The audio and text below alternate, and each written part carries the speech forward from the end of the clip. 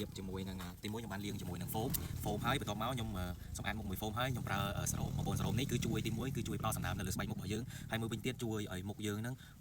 មានសំណើមចេញពីក្នុងហ្មងបងប្អូនគ្នាហើយបន្ទាប់ពីខ្ញុំប្រើសរោមហើយខ្ញុំប្រើ day cream ជាមួយនឹង BB ហ្នឹងហើយ3មុខនេះគឺខ្ញុំលាបមកពីផ្ទះហើយដល់ពេលខ្ញុំមកដល់កន្លែងថតអញ្ចឹងគឺខ្ញុំតែងតែប្រើ BB ពីលើហើយ BB នេះវិញអត្ថប្រយោជន៍របស់វាគឺទី1ជួយបិទបាំងស្នាមរបស់យើងឲ្យបានល្អខ្លាំងមែនទែនហើយលាបអត់ចេះបតេបងប្អូនគ្នាហើយមួយវិញទៀតវាមានការពារកម្ដៅថ្ងៃរហូតដល់50 PA បូកបងប្អូនគ្នាហើយមិនត្រឹមតែប៉ុណ្ណោះទេណា BB យើងកាន់តែលាបកាន់តែស្មូតមុខយើងកាន់តែ glow តែម្ដងបងប្អូនគ្នាហើយកាន់តែលាបអត់ចេះស៊ីមុខអីផ្ដេសផ្ដាស់បងប្អូនគ្នាយើងមានតែជួយបំពន់ទៅលើស្បែកមុខរបស់យើងឲ្យសភ្លឺរលោងតែម្ដងបងប្អូនគ្នាហើយបងប្អូនគ្នាចង់បានស្បែកមុខស្អាតមានពេលថ្ងៃគឺដូចខ្ញុំមានតែ4មុខហ្នឹងទេឈុតមុខរបស់ TGN បងប្អូនគ្នាគេថាកប់សេរីតែម្ដងអញ្ចឹងបងប្អូនគ្នាចង់បានស្បែកមុខស្អាតកុំភ្លេចមុខរបស់ TGN អរគុណបាយបាយ